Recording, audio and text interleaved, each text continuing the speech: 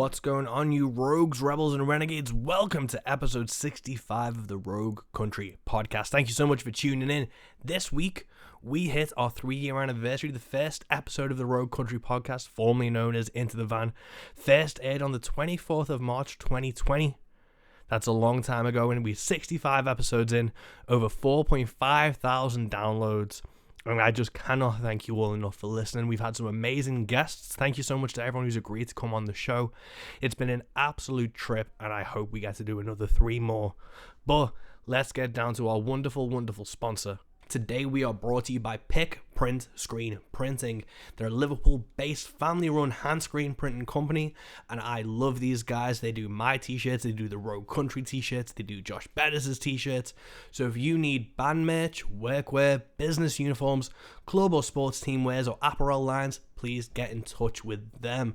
They use eco-friendly inks. It's all done by hand, and they're just an incredible company to work with. I love them, and you should go support them. Thank you so much to Pick Print Screen Printing. We do have new Rogue Country t-shirts and Rogue Country mugs available in our Bandcamp, so go treat yourself. But what's happening in the UK? Or what's even happening in Europe? Pete Bernard, who was previously on the podcast, I hope you enjoyed that episode, is on tour in Europe right now with Clyde McGee. It is the 26th of March, and he is going to be hitting Berlin on the 30th. Then he's in, Germany, the Netherlands. He's back in Germany. Then he's in Belgium. Then he's back in the Netherlands. Then he's back in Belgium. And then he's back in Germany. This is a hell of a tour, and you definitely do not want to miss it. Today we have the incredible Mike from Mike and the Moonpies on. We wanted to get this episode out as soon as possible because on the 1st of April, Mike and the Moonpies hit the UK shore. So on the 1st of April, he's in Newcastle. 2nd, he's in London. 3rd, in Nottingham. 4th, in Manchester. And 5th, in Oxford. These are amazing shows, and we threw our schedule to the wind because we don't want you to miss these dates. We did 2 episodes in 2 weeks instead of an episode every 2 weeks because we didn't want you to miss the Pete Bernard tour, and we don't want you to miss the Mike and the Moonpies tour. I'm opening the Manchester show. Ags Connolly is opening the Nottingham and Oxford shows, so you would be crazy to miss one of the hottest country bands in the world coming to the UK. You do not want to miss this.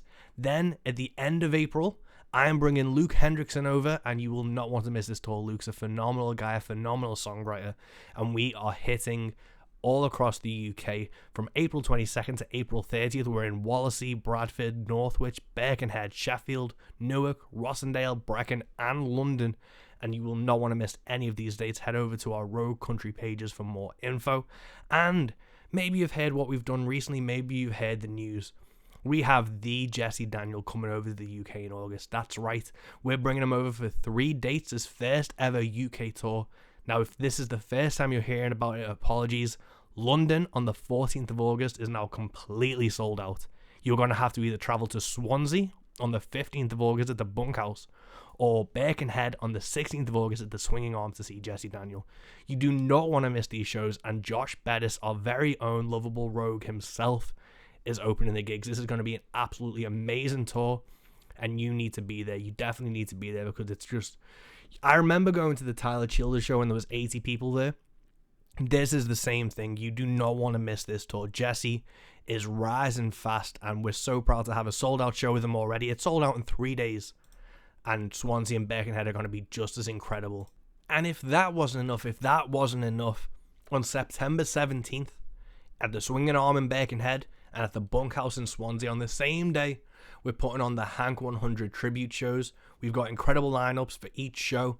In Swansea, we have the Taff Rapid String Band, Josh Bettis, and Ashley Harding. You can get tickets for now by following our link tree that has all the tickets for the Jesse Daniel tour, the Luke Hendrickson tour, and the Hank show. And in Birkenhead, we're doing a free all-day with myself, the Burner Band, Cold Hands, Brandon Ridley, and the Young Devils, and it's going to be fucking phenomenal. All information can be found on our social media pages, and we hope to see you there. But let's share some love. Congratulations to the Burner Band, who have just brought out their new album, The Age of the Liar, and Ags has a brand new single, Headed South for a While. It's phenomenal. You do not want to miss these records. They are so good, and we are so happy to see UK country music thriving so much. But we're not here to talk about me. We're not here to talk about all these incredible things. We're here to talk to Mike from Mike and the Moonpies about his upcoming UK tour and so much more. So without further ado, this is episode 65 of the Rogue Country Podcast with Mike West and Mike and the Moonpies. Cool. So thanks so much for joining us. Just to kind of kick things off, how was the Outlaw cruise that you recently played? It was good, man. I'd really had bad experience on cruises before, so I wasn't really that excited about getting on that one. I was excited about the people I was going to be playing with, which turned out to be awesome. I mean, we were hanging out with Steve Earle and the Mavericks and stuff like that, and Kyle Gass from Tenacious D was on the boat. It was no way. It was pretty cool.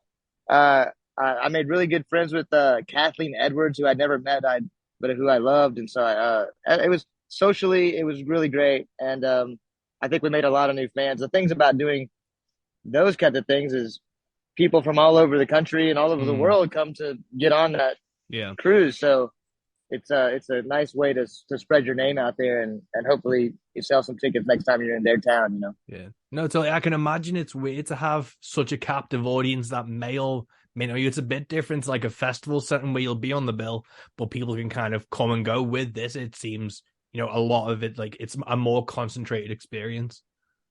It is. I mean, you meet everyone that's on the boat. So, all the fans are all hanging out, and it's easy to make friends. And I pretty much shook a hand with every person that was on that cruise. Oh, awesome. Yeah. And you've got a run of Texas shows, is it, before you come over to the UK and Europe?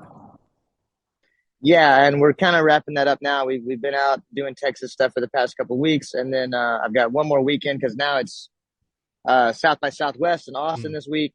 So I'm doing 1 or 2 shows for that in Austin, and a couple other Texas things. And then that's it. Then we're ready to go, man. We're ready to get on a plane.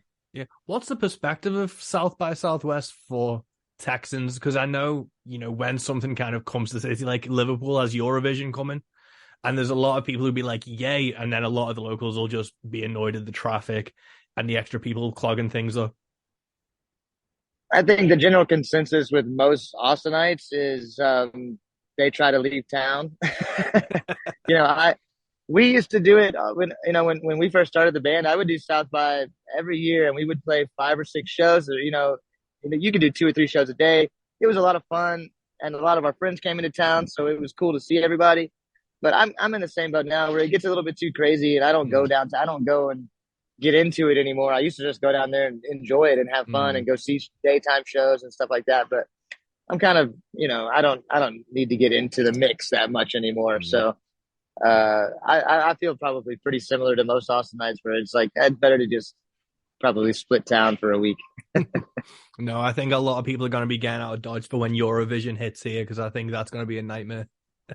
Yeah, I hear that. Yeah, and with coming over to the UK and Europe from April, is this, because I know this was meant to happen, I think, in 2020 and then the year after. Have you come over to the UK and Europe before? I can't remember if I've seen tour dates before. I haven't really toured it. I mean, the only time I've only been over, I did a festival in France a while back and a festival in Italy a while back, and I did a one-off in Spain. That's the only thing I've ever done. And except for when we were in London and made the Cheap Silver record. And we didn't play any shows when we were making that record. We just were in Abbey Road for 3 days and then split. So we didn't really get to see a whole lot, other than the studio. And we definitely didn't play any shows. So that London show has been sold out for 3 years almost, probably, so I'm pretty excited to finally get to play that show. Yeah, no, that's awesome. And coming across to like UK and Europe, obviously you kind of came up in like dance halls in Texas and stuff. With that being such its own world, have you thought of how to tailor that experience to UK and European crowds, or is it you just gonna hit them with both barrels? I think it's both barrels for us, man. We've spent a lot of time kind of building this show that we do, and it's served us pretty well. So I think we're gonna do that. When we started doing this, we were playing in little small pub bar rooms, and we still do that across the country. Not as much as Texas anymore, because we're playing a little bit bigger rooms in Texas, but across the country, we still find ourselves, in little bitty rock pubs and little small places, and where I don't know if we're going to sell any tickets or not, but um, we always kind of bring that show. Our Yeah. show is a pub bar room show. And sometimes it's on a bigger stage. So I think we're gonna feel right at home doing Mm. it. No, awesome. With kind of growing up in that perspective, what was it that really helped you cut your teeth or gain a, you know, forge your identity of this is what we do and this is what we do well? Was it, dealing with those type of crowds on those stages and getting that kind of identity forged? Yeah, I mean, if we were playing in a small bar room thing, a roadhouse thing, it was bar fights and alcohol and stuff like that. And then we were playing in the dance hall thing. It became the job was to keep dancers on the floor. Mm, So, I think we learned how to play each kind of room a separate way. And I think since we're not really stuck to one of those things anymore, yeah. we've kind of just melded our show into one big hodgepodge of this is all the things we've learned in 10 plus years of doing dance halls and bars. And now we're taking that show to, a theater stage or a rock club Mm. wherever it is. But we're kind of just doing the show that we've learned to do over the years just by being in all those different experiences. No, awesome. And I saw from him what kind of your PR people sent over. It's that you've obviously been growing and growing and growing as you've been going for 16 years with this kind of run being one of the most successful and with sellout shows across the East Coast. It must feel good to kind of get that, not necessarily validation, but to have those people realizing what you're doing and respecting what you're doing and coming out to these shows.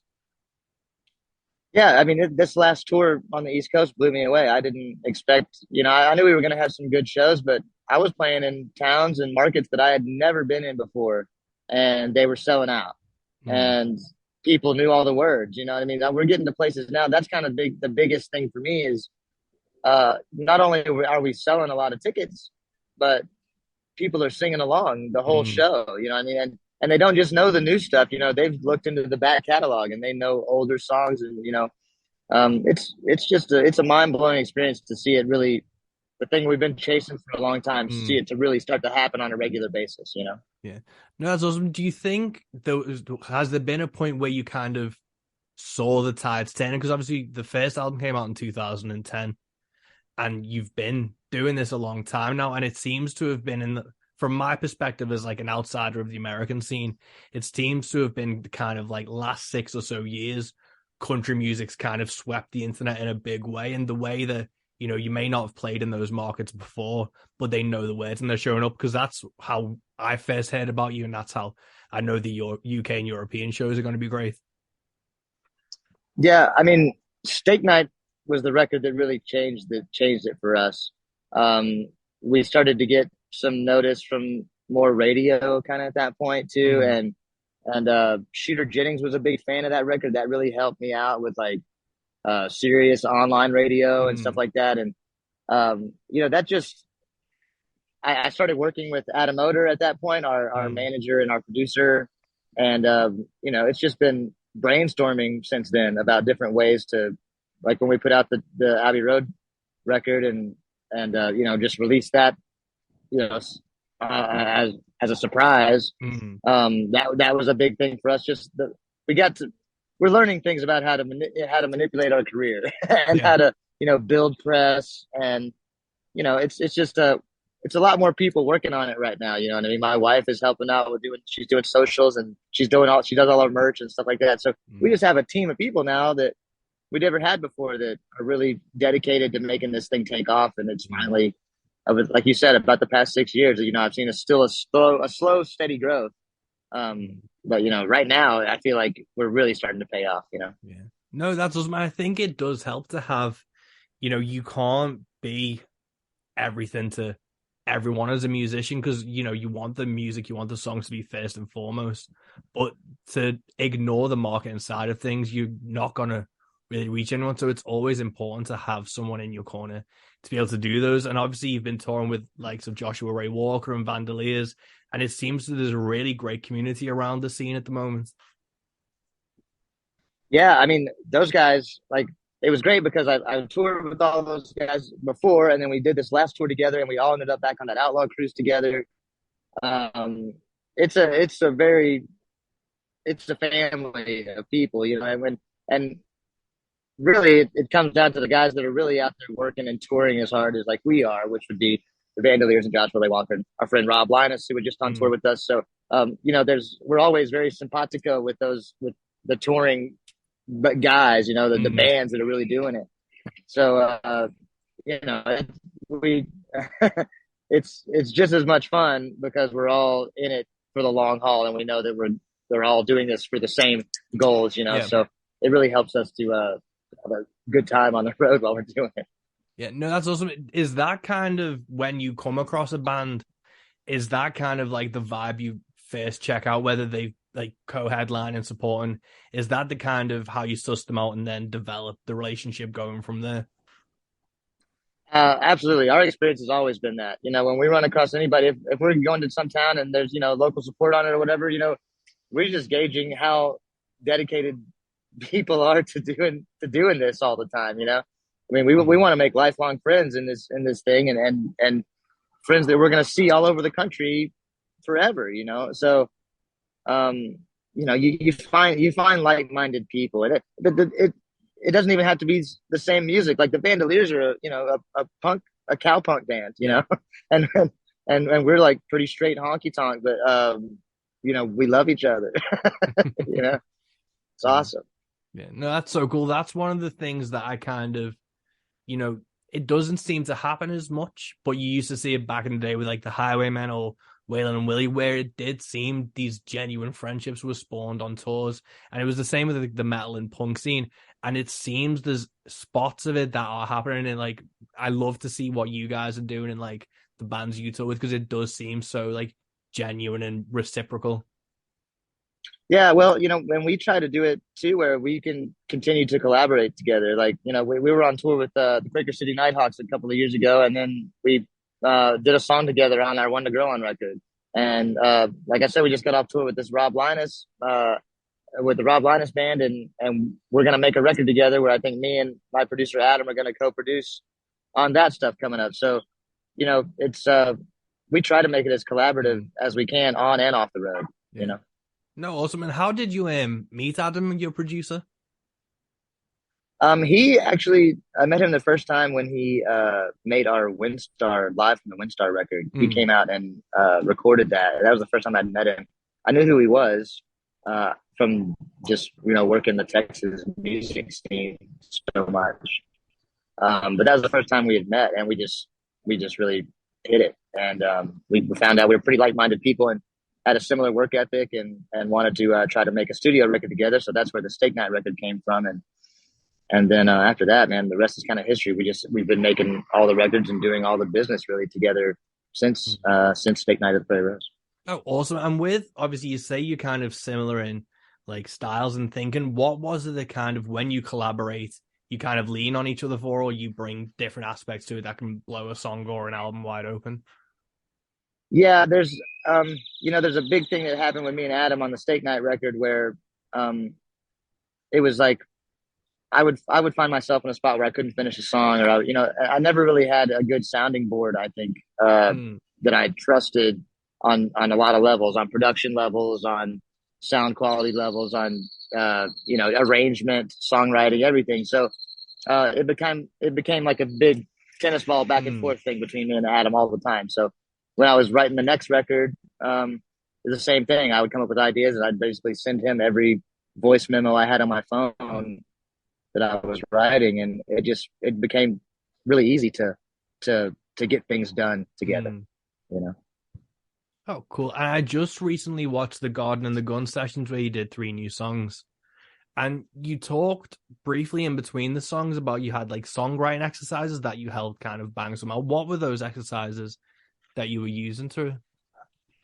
Well, I read both of the Jeff Tweedy books back to back. So I read his book, "Let's Go So We Can Get Back," and then his "How to Write One Song" book. I'm a big Wilco fan and a Mm, big Jeff Tweedy fan, and I'd wanted to read those books for a while, but I kind of was waiting until I needed to read those books. mm, Basically, I felt good in my songwriting for a while, and then I kind of found myself in a hole where I was writing the same thing over and over again, and I needed to change that up. So I read in his book a couple exercises. I mean, I was making stuff I've never done before, making word ladders and highlighting phrases in random books. If I wanted to write a song about space, I would open up a book about space and I would Mm. highlight something that went with my melody line or something like that. So I just tried a bunch of stuff I'd never tried, and it ended up being pretty fruitful for me. And it was a different style of writing, and the songs came out a little bit more interesting. And I'm looking forward to fleshing all that stuff out in the studio with the band now that it's kind of a different style of song for me, and seeing how the band translates that onto record. Yeah. That's so cool because I know on One to Grow On, it was a conceptual album, which I was surprised to see it as a concept album because you like coming from like a rock and metal background, like a concept album is like The Elder or something where it's this huge overarching theme. And, for a lot of rock bands, they miss when they do it. But this album was so solid. It wasn't until I read it was a concept album that a whole new level of appreciation opened up for it. But what was it about kind of writing for that character that really helped you get into those songs and work your way into that album?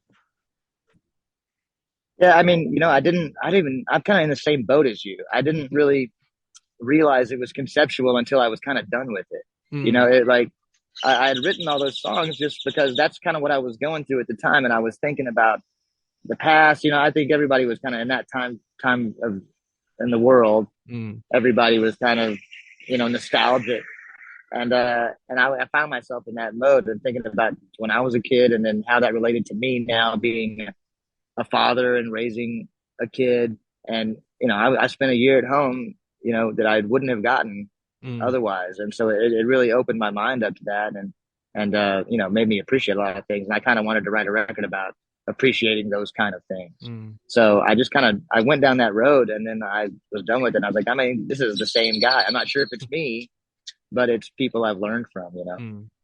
No, that's such an interesting thing, and it is like there's that kind of ephemeral but constant person that's in a lot of country music, but to have like that through thread, such an interesting thing. And with the pandemic, one thing that was like a common thread for all musicians was, as much as it was awful to have that time away from the road, for everyone who had a family, it was just like a godsend. I spoke to Charles Wesley Godwin, who'd recently become a dad, and he was, pretty stoked to be at home and to have those moments that he wouldn't normally get.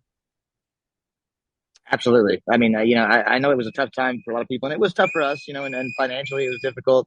But man, that was just, I found myself with time that I never would have had otherwise, and I would have missed out on some stuff, had I been on the road in those years. So man, I agree. I loved it. Yeah. Was there anything in particular you kind of were doing during that time that you wish you could get back to now? Any series you like left like half watched that you wanted to get back to? Yeah, there's a lot of, well, I started to remodel my house Mm. was kind of what happened. And a lot of those projects have ceased, maybe half finished projects. So there's still those things that I would love to get done. But I'm slowly getting back into those things. We're taking, the pandemic also made me aware of like, I need to take a little bit more time off than I was taking before. And we were taking every offer that we could get and Yeah. just staying on the road constantly. So, that was an eye-opening experience for me too. So, I'm picking my battles now a little Yeah. bit better, and hopefully I'll get some of those things knocked out around the house. Yeah. No, I think that's super important. And I read or I heard a while ago about how like doctor internships, like medical internships, they're so like crazy long shifts and just so intense. Because back in the day when they set these things up, cocaine was legal and used, and Right? that was what they were all on. And then it kind of clicked when you see those touring schedules back in the day and you realize all those artists were on speed or pills or whatever. But that Sure. mentality and touring schedule has maintained up until, it's still maintained and expected to, 30 days, 30 shows. Yeah, you don't even realize it. I didn't I didn't even think about it. It's like it was always like that's how I learned to do this was Mm, just go go go go go go go. And you don't make, as far as we're concerned. I mean, we don't make money off of albums or really. I mean, we have to be touring to make yeah. money. and that was just the way that I came up in this business, was to just work all the time. And I saw everybody else doing it, and it seemed like it was working out. So, and it did, man. I wouldn't be where I am now if we hadn't worked all of that Yeah. time. And I'm glad that we did. But you get older, life changes, and you come to some realizations later that you find out what's important. All of Yeah. the cliche things like that are all true. So it's live and learn. And so like I said, making better choices is becoming higher and higher on my list. Yeah. No, definitely. If it's one of those things, it is, you have to always pick your battles. And it's kind of, especially when you're a new musician, you do want to take every offer that's in front of you because, that's the only way you cut your teeth. That's the only way you grow.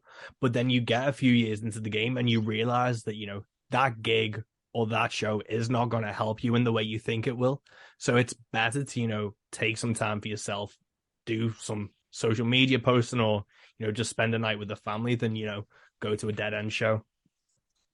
I agree. Yeah, I've gotten to a point now where if I don't feel like we can bring our A game to some shows, if we can't have everything that we want it to be, or if somebody's going to be out on a show, I just won't take the show. Yeah. I mean, I want to put my best foot forward all the time. So, yeah, it's picking your battles is a lesson learned. No, definitely. And going back to the Garden and Gun sessions, it was, the three of you on acoustics. Is that the kind of songwriting process, really? Because I know you play a Stratocaster mainly live. Is that your main go-to guitar live? Yeah, I'm pretty much on the Strat all the time live. I used to switch back and forth acoustic and then Strat, but I don't know. I don't like switching. I don't like dead air in the shows. It was taking too much time. It was just, and the Strat's really versatile. I can play rhythm guitar. I can take a solo with that guitar. So, I got a lot of different tones, that thing. So, it's kind of it's a workhorse for me, and, I tend to write on acoustic when I'm at the house. I also have a 5-year-old and a wife, and I need to be somewhat respectful of making noise all the time. But that being said, like I wrote the Steak Night record all on electric guitar, and I hardly played. I think there's maybe 1 or 2 acoustic parts on that whole record. And then, conversely, One to Grow On, I wrote that whole record on acoustic guitar, and there's a lot of rhythm acoustic guitar parts on it. So we'll see how it translates in the studio. Like I said, I'm not really sure what it's going to lead to, but I'm into changing up the show a little bit. We've been doing this really tight, honky tonk banging show now for a year or two that I really like.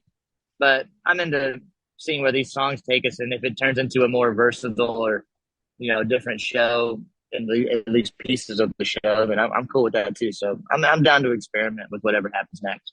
Yeah, no, I think at the kind of place you're at now, you do have a lot more give with the crowd. Obviously, you've talked about you don't want dead space or dead air in between shows, but with this kind of journey in your career now, I feel like you probably can take, that time to switch a guitar and talk to the crowd a bit more and, see where it does take you and experiment. Yeah, I agree. I'm starting to get back into it about, talking a little more. I got really into this no dead air thing and just like we built these transitions between songs that I really like, and it makes the show interesting to me too, And so I'm really like kind of infatuated with that at the moment. But also, I'm writing different stuff now, and I have more stories now. So, and I have things I can tell about every town I've been in. I got a story from pretty much every town. So, I've got more material now than I used to, and so I'm just getting more comfortable with it. It used to be just it's something to prove all the time. Yeah. It was like, man, I gotta prove that I'm worthy of this lifestyle and this show and everyone coming to this thing, right? And now I feel like I can take a step back and maybe just enjoy it a little bit more and do what comes natural, I suppose. Oh, cool. And with kind of that mentality, were there many influences either growing up or when you were cutting your teeth live that shaped that experience of, no dead air, no really storytelling or taking time to pause? It's just like full barrels. Yeah, it's different because I grew up on pretty much country shows, and there was always, some talking or storytelling or whatever. But when I started to get into doing it all the time and playing live shows all the time, I would go to these bars and see bands doing it, or I would go to rock clubs and I would just see no words, man, and just like it just one into another, and it just the energy was something that I didn't experience before in like the country realm of that when I was growing up, and so it was kind of I wanted to mix the two things together and put on a honky tonk rock show. You know what I mean? So it kind of became a goal of mine to create that aesthetic. There's no really, in particular. It was just, another thing that was, when we started touring this band really hard, like outside of Texas, we were touring with Turnpike Troubadours all the time. And I learned a lot from their show just because it was hit after hit and it just went on and on and on. And, I don't know. I learned a lot from just touring with other, next level acts. You know what I mean? I think learning a lot about just how the show works and the gear works. And, we have an in-ear rig that we use now, all those things that I didn't really, know about or pay attention to when I was just doing the bar band thing. I learned a lot from just opening up for bigger acts, That's awesome. And talking about opening for other acts, have you going to be playing a sold out show with the Ryman with Jason Boland in September, is that? Yeah, it's September the 16th with Jason Boland and Reckless Kelly. No, awesome. And yeah, I'm pretty excited. Yeah. Is that part of a tour, or is that like a one-off show you're going up to play, or? It's kind of a one-off. I think we're going to do a couple of dates going up there and a couple of dates coming back, because that was going to be a full tour. I think originally we were going to take kind of that show on the road, but that turned into just doing that one night at Ryman, which is cool because I like to have my time in Nashville, so I might stick around in Nashville for a day or two. I love that town and hanging out there. So we'll probably do a couple shows going up to that, then hang out in Nashville for a couple of days, and then get back to our regularly scheduled touring. Is there anything in Nashville, or when you stop off at a town, are there any like must like see places that you try and aim for? Like, is it food, record shops, guitar shops, or what do you aim for when you stop off at a town? Yeah, I mean, there's a couple of places I go every time. I go to Dee's Lounge where I played, but before we played the Opry, we did a secret pop-up show at Dee's Lounge, which I love, just outside of downtown.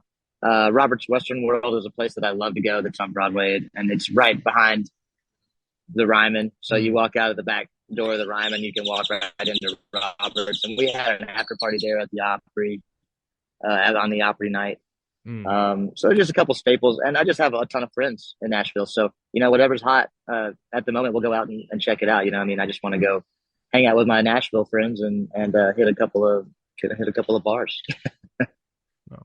Awesome. And with kind of, you've been working on these new songs, is there an album in sights for the end of this year or next year? Yeah, we're going in the studio. I mean, I've got time. I've got time booked. So, we're going to go in there and experiment with it and see, time frames are tough. I would say there would be some new music by the end of the year. I don't know if it'd be a full record. It might be a single off of an upcoming 2024 record or something, but there'll definitely be some new, studio recorded music coming out from us, in the second half of the year. Cool. And when you have like these songs, what is the kind of collaboration process between you and the rest of the band? And, before you even get into the studio, how these songs kind of find their legs? We do it kind of old school, man. I mean, I don't really show the guys the songs before we go into the studio. So like those 3 that we did for Garden and Gun, I showed those to those guys like the day before, and then we haven't really touched it since then. I like the spontaneity of being in there and figuring out what we're going to do. So, I'll go in there and I'll play the songs in the kitchen of the studio. I'll play one song and then we'll go in the room and try to come up with the best version of that song that we can do until we figure that out. And then we'll move on to the next one and I'll play the next one. And I kind of like to let everybody go. I've got a couple ideas in my head about production. It's hard for me to stay away from that when I'm writing. I tend to think about that all the time. I'm like, oh man, my mind just starts going with ideas about production. So I try to keep that in the back of my mind until I've heard what the guys want to do to flesh out, put their stamp on it. And then I can, manipulate my ideas back into it if I want to, or maybe I'm just happy with whatever they did. But Spontaneity is kind of the key to where we get started on making a record. Oh, sick. And with approaching it from a production standpoint, is that going after like a specific sound from records you grew up on or were influenced by, or is it trying to find something like new that's just been in your head that you're trying to get across? It's both. It's whatever really naturally happens. I do a lot of demos where I am singing the song and then I'll just basically hum whatever guitar parts in my head, or I think maybe I hear a keyboard part or something, and so I just hum it, on top of it. And I try to, man, you know, there's definitely times where I hear somebody else's song and I'm like, okay, that was it. That's what I'm trying to capture. So like a lot of that rainy day song off of One to Grow On was like I was going after this Clint Black thing, and I really wanted to capture that. So that came from that, that record, that Clint Black record that I was listening to a lot. But most of the time it's just hopefully my brain spits out something that's clever and that it's familiar, and it just naturally happens on the demos. And then if it's cool, it's cool. If it's not, I got 4 other guys in the band that'll help me figure it out. Yeah. No, it must be so good to obviously have your producer and Adam and everything, but then have like the band to bounce all these ideas off as well. Is there ever any kind of not tension but clashes over one person really digging their heels into an idea? Yeah, I mean it's happened before, but we've known each other and been making records for almost 20 years, so we've got a good way of being somewhat political or correct in how to deal with it. We'll get stuck on something where like I'm really dead set on something, and maybe Zach or Catlin have a different part or a different idea. And we'll meet in the middle sometimes, but at the end of the day, I think we all figured out what's right for the song. Yeah. And that's what I always bring it back to is no matter how much you want to play this one part, you got to ask yourself, is it really right for what the song is wanting to do? And so, you let the song decide most of the time and you'll be all right. Yeah.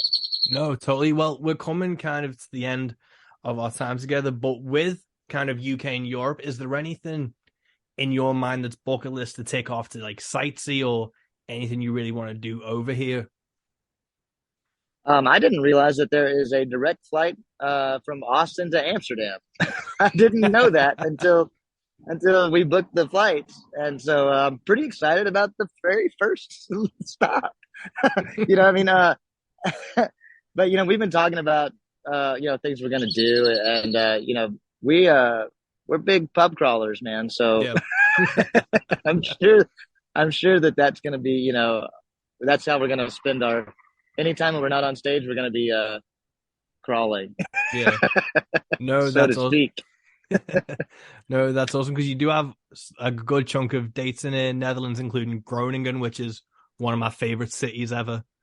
Are you driving through Europe and the UK?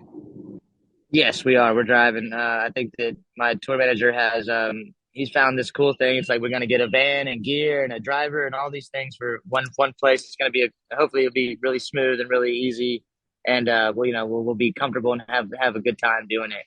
But yeah, there's all kinds of cool things. That Pass Pop Festival that we're doing up there, man. I'm pretty stoked, man. Like a lot of these, I have a lot of friends who have gone over and done things like that. Like my buddy Gary T. Caps and all these guys have done really well over there. So, they're telling me stories, and I gotta get mine, man. Yeah. No, definitely. Well, obviously, I'm opening for you in Manchester, which I really can't wait for. I had tickets to this show before I managed to wear my way onto it. I'm really fucking looking forward to playing with you guys. I know someone who's been on this podcast before, Alex Connolly, who's one of the best country singers in the UK. He's doing a couple of dates with you. I'm really fucking excited for this tour. Awesome, man. Well, that's great to hear, man. I can't wait to see you. Yeah, I appreciate it, man. Well, thanks so much for making the time today. I hope the rest of your day goes well and you don't have too much press after this as well. Yeah, we're good, man. I think this is it, man. I'm going to go take a nap. Well, enjoy.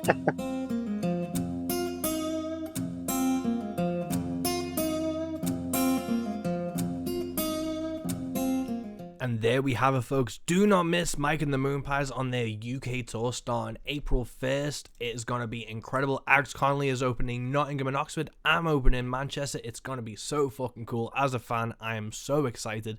Make sure you get Jesse Daniels tickets. Make sure you come see Luke Hendrickson. All information is in our link tree and all across our social media pages. And until next time, folks, keep doing the things you love. Keep supporting the things you love. Peace.